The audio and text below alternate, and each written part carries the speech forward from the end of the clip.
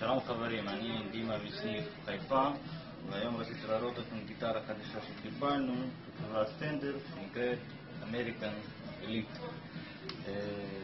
סדרת אליט הייתה קיימת גם בשנת 80, והיום חזרה גם לפס ייצור.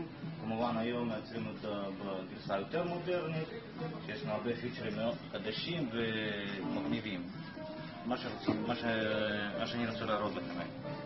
קודם כל, גיטרה בנויה מעצים מסורתיים של סטנדר, זה עץ אש, צוואר ממייפל, פינגרבורד רוזווד, פיקאפים N4, נויזלס, שקטים שפיקאפים לא נותנים רעש ברקע, N4 דור רביעי. יש לנו כפתור מיוחד שנקרא S-Fun שמשנה לנו קונפיגורציה של פיקאפים, 5 מצבים הסטנדרטיים.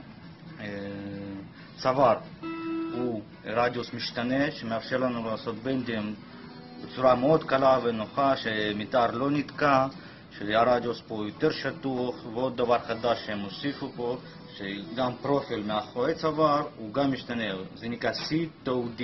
פה אנחנו רואים שהוא יותר צר ומאפשר לנו להגיע למהירויות מאוד נוחות.